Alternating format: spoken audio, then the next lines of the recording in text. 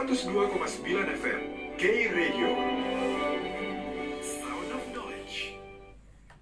Ya, Sobat K, seperti yang saya sampaikan di segmen sebelumnya, di mana saya sudah berhasil mewawancarai Wakil Bupati Jember, Abdul Mukid Arif, yang menyampaikan bahwa memang meyakini telah terjadi adanya dugaan intimidasi yang terjadi di Kejaksaan Negeri Jember beberapa waktu lalu, tepatnya pada hari Senin 14 Desember 2020. Nah, terkait dengan adanya dugaan intimidasi yang diterima oleh Wakil Bupati Jember Abdul Mukid Arif tersebut, beberapa pihak, khususnya masyarakat Kabupaten Jember, bereaksi dengan memberikan sejumlah dukungan kepada Wabub atas persoalan ini. Salah satunya yang dukungan yang diberikan oleh tim advokasi bersahabat. Nah, untuk itu saat ini kita sudah hadirkan di studio K Radio juru bicara sekaligus sekretaris tim advokasi bersahabat, Bapak Anasrul SH. Pak Anasrul, selamat malam. Selamat malam, Mbak. Sehat Pak Anas ya? Alhamdulillah sehat, alhamdulillah. Ya, ini terkait dugaan adanya intimidasi yang diterima oleh Wakil Bupati Jember, Kiai Mukid Arif. Ini beberapa hari terakhir ini sangat fenomenal dan cukup menghebohkan di Jember ini, di mana ini yang beredar kabar di masyarakat bahwa seorang wakil bupati saat berada di Kejaksaan pada 14 Desember, tepatnya pada hari Senin minggu ini, awal pekan kemarin, mendapatkan perlakuan yang tidak menyenangkan dari salah satu ASN. Nah, kalau boleh tahu, ini kan salah satu pihak yang melakukan pendampingan kepada Kiai Mukid adalah dari tim advokasi bersahabat yang di dalamnya ada Mas Anas ini. Nah, kalau boleh tahu sih Mas, sebelum kita mengarah ke yang lain, alasan untuk tim advokasi bersahabat ini melakukan pendampingan kepada Pak Wabub ini apa? Terima kasih, Mbak. Selamat malam para pendengar K Radio dimanapun berada. Jadi begini, kami dari tim advokasi bersahabat ini bagian dari koalisi rakyat bela Kiai. Jadi kami juga masuk, jadi dengan kejadian kemarin kami membuat teman-teman itu bersepakat membentuk namanya koalisi bela Kiai. Salah satu di dalamnya ada tim advokasi bersahabat. Ada banyak relawan, kelompok-kelompok masyarakat yang bergabung di sana. Salah satunya kami juga. Karena memang tim advokasi bersahabat ini itu sudah terbentuk lebih kurang berapa lama? 8 bulan yang lalu. Kami mendampingi DPRD. Adanya gugatan dari masyarakat terkait hak angket. Alhamdulillah kami dimenangkan oleh pengadilan sampai sampai pengadilan tinggi. Alhamdulillah kami dimenangkan. Dari tim advokasi bersahabat ini jumlahnya kami ya sedikit cuma, Mbak. Berapa? 32 orang. 32 orang. Itu bukan jumlahnya sedikit, Mas Anas. 32 orang. Itu semua advokat? Advokat dan punya izin praktek. Oke. Dari wilayah Jember saja atau dari luar Jember ini? Jadi teman-teman ada satu orang sih yang luar Jember. Tapi ini tim advokasi bersahabat bukan hanya dari satu organisasi, tapi berbagai organisasi gitu loh. Jadi itu. Oke, jadi memang ini adalah tim yang dibentuk awalnya untuk mendampingi DPRD, tapi lebih tepatnya kasus-kasus yang cukup menyita perhatian masyarakat Jember yang mewakili masyarakat. Betul, ini ya. Oke, dan saat ini ketika ada kasus adanya dugaan intimidasi yang menimpa Wabub ini, akhirnya bersedia untuk mendampingi Pak Wabub ini. Alasannya apa, Mas Anas? Kami dengan Pak Wabub, dengan Pak Kiai Mukid ini kan punya sejarah panjang, Pak. Pak Kiai Mukid ini dulu kan diusung oleh PDI untuk menjadi calon Wakil Bupati dan beliau jadi wakil. Dan beliau juga sampai hari ini masih ketua Bamusi. Bamusi itu adalah sayap PDI Perjuangan. Tentu kami punya kewajiban untuk membantu beliau dalam tim advokat. Tetapi terlepas semuanya itu, saya pribadi juga sempat kaget, Pak. Seorang wakil bupati diperlakukan seperti itu. Siapa yang tidak? Kami tidak marah. Kami tidak marah, Mbak. Tetapi puncak kesabaran kami sudah habis rasanya loh. Tapi kami tidak marah. Gitu. Maka dengan itu beliau datang ke sana, tujuannya beliau hanya konsultasi saja.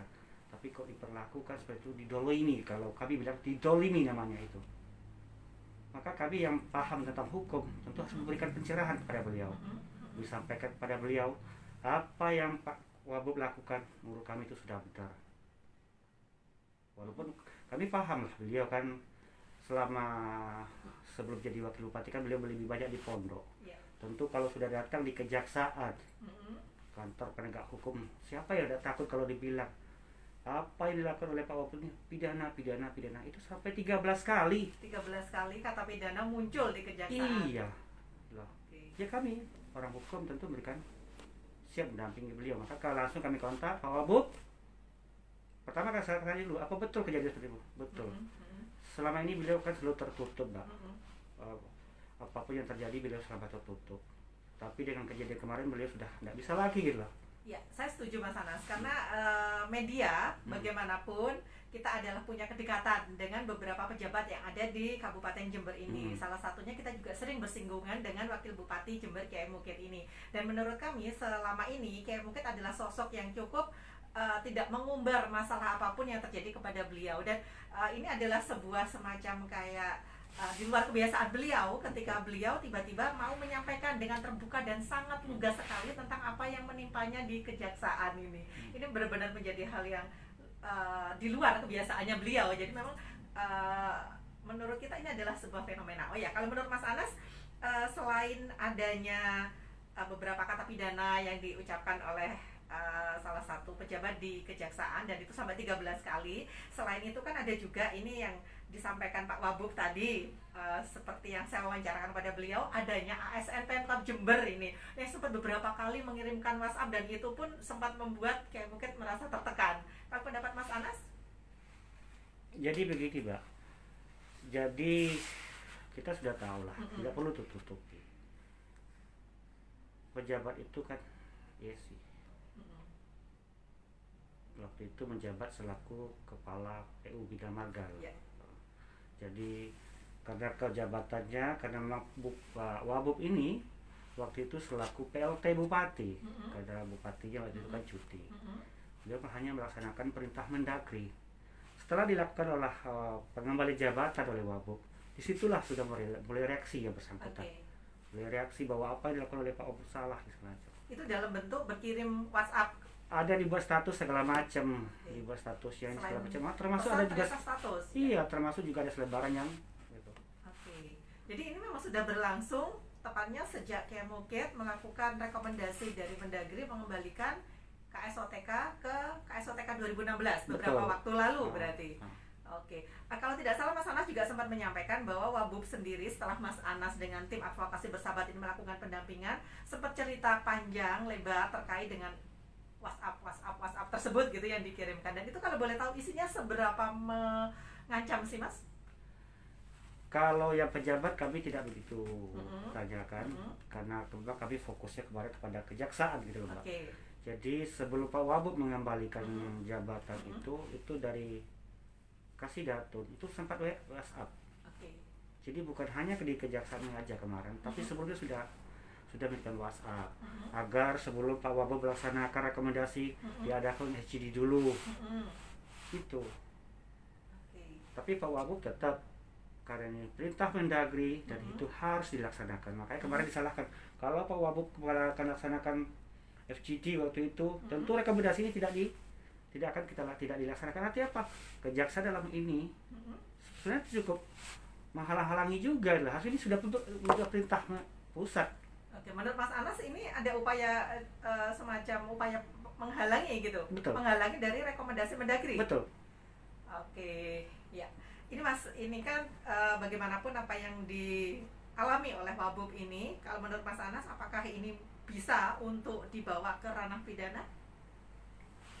Jadi begini, Mbak. Anehnya, jadi kejadiannya tanggal 14 Desember. Waktu itu kan tidak ada yang bisa diwawancara kan begitu. Tidak ada satupun yang berikan pernyataan. Betul. Dari Pemda sendiri maupun Pak Wabub karena waktu itu juga tidak memberikan komentar termasuk dari kejaksaan. Tetapi besoknya pada tanggal 15 hari Selasa, kelima Selasa kalau nggak salah, itu Kasidatun yang didatangi teman-teman wartawan terus menyampaikan, itu ada videonya kita lihat di media sosial, bahwa kedatangan dari Pemda dalam hal ini, Wabub mungkin dengan Faida CS, itu hanya berkonsultasi terkait ada gugatan, akses segala macam. Tidak ada namanya KASOTK. Oke. Itu dia sampaikan seperti itu. Oke. Kita juga ada rekamannya, Mas, karena kita juga mengamankan rekaman tersebut. Coba nanti kita putarkan terkait dengan pernyataan Kasidatun Kejari Jember, Bapak Agus Taufikur Rahman. Betul. Ya. Oke. Tapi yang ingin saya bahas dengan Mas Anas ini adalah terkait dengan apakah Wabub akan membawa kasus ini ke proses selanjutnya secara hukum, ataukah Wabub sudah cukup menerima untuk mungkin karena bila latar belakangnya adalah seorang kiai gitu ya, mungkin ya sudahlah biarkan saja, saya memaafkan. Tapi sebentar Mas Anas, saya akan menggali hal itu secara lebih dalam di segmen berikutnya, karena beberapa saat lagi saya harus memutarkan headline news ini. Kita akan ungkap masalah tentang dugaan adanya intimidasi kepada Wakil Bupati Jember Abdul Mukid Arif setelah yang berikut ini.